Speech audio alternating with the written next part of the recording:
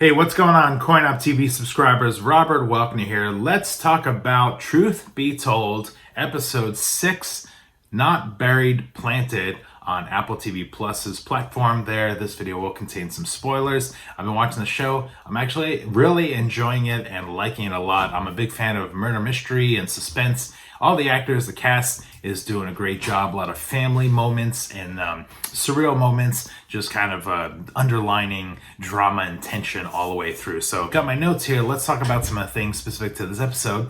We get the fallout from last week when Warren Cave shoots himself in front of Poppy, commits suicide. Intense moment, intense scene. It's in her house. Poppy is directly involved in all this action. She's going too deep. She's head first, and she needed to be a little more cautious. But she felt the pressure of the having her podcast be a big deal and pushing, and now she's sort of seeing this, and now she has sort of a big decision to make whether she needs to back out or stick with it. And there's people telling her, the husband Ingram is like, no, you should back out in the podcast. And then her coworker and Marcus and her dad and some of the others are like, no, you've uncovered this, you need to follow through and make it happen. So that's a lot of what's kind of going on in this episode. It's a little bit of a turning point, I guess, for Poppy and stuff like that. So at the funeral, we get to see Warren and Poppy have a little bit of a discussion, a little confrontation there. Poppy tells him that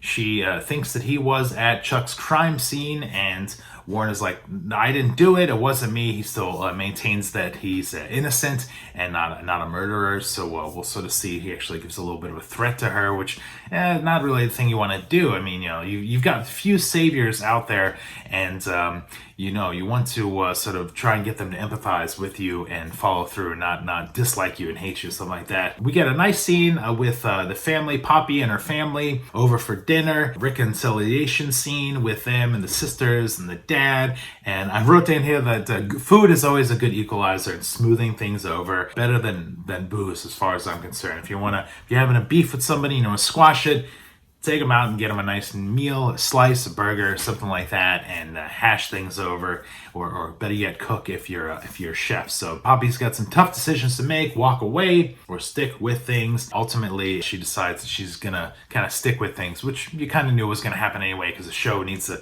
carry on. She can't just quit. We've got a few more episodes to go right there. So Poppy apparently got a break-in a little later in the episode. I wrote down here, what the heck is going on with her alarm system? Why does she not have an alarm system? Why does she not have security or something like that around her house? Cameras. It does seem weird that, a very wealthy family, couple, lawyer dad would, or lawyer husband would not have an alarm system set up in the house and cameras and stuff like that. So that's a little bit of a plot hole for me that they don't have that. Bobby's dad comes and leaves some guys behind to protect her. We get to see the dad more involved with his motorcycle army guys and stuff like that.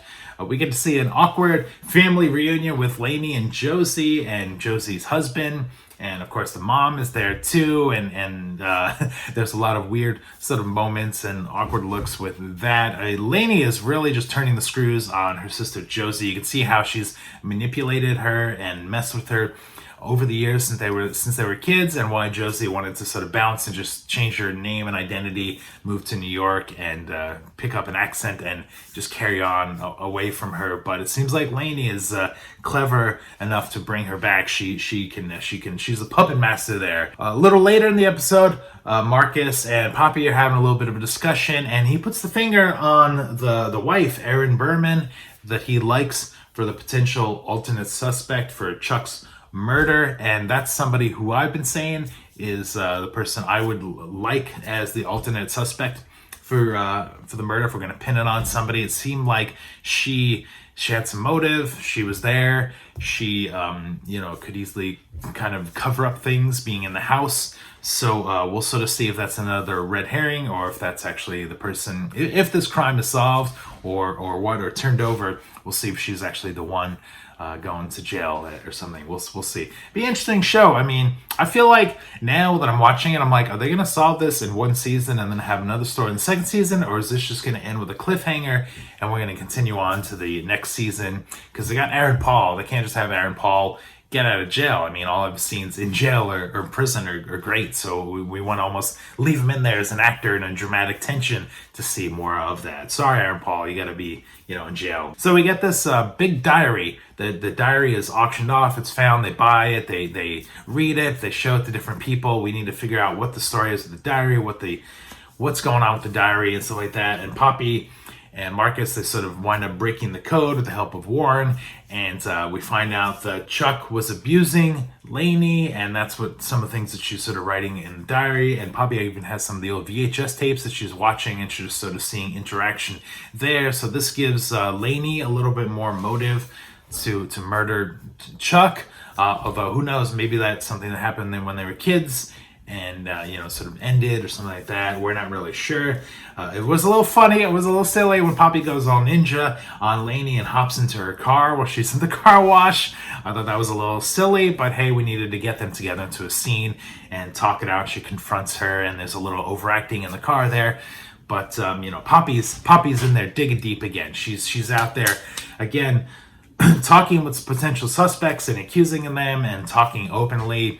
When she didn't learn a lesson. She's supposed to back off and let Marcus get his hands and feet wet, and she's supposed to be more of a backseat sort of person to things there. So anyway, Poppy decides she's going to stick with the investigation, which is of course going to put a strain on the relationship. We get a great scene with her and her hubby Ingram. I didn't write down the actor's name is playing Ingram, but dude is doing great job acting. Sometimes people get into arguments in shows, they're just like yelling full force, like when Lainey was kind of yelling in her car. But the guy's playing Ingram there, he's got a way of delivering things where you can tell he's mad, but it's not a shouting match. It's kind of undertoned or something like that. The intensity is there, but he doesn't need to like shout it out, and I like that. So I wrote down here, we got to find out why Warren's mom didn't show up at the funeral. That's kind of a big question mark left behind. You guys will have to let me know if you're watching this video what your theories are, why Warren's mom wasn't at the funeral, and maybe there's no love lost there. Maybe she feels guilty because she turned Owen away and then he went to Poppy's house and shot himself. We're not really sure about that. We'll have to find out more. So anyway, looking forward to some more Truth Be Told on Apple TV Plus. Hopefully you guys are having a great end of 2019, and we look forward to seeing more of you in 2020. If you guys are brand new, please subscribe, leave lots of comments. Thanks a lot for watching. For CoinOpTV, we'll see you next time.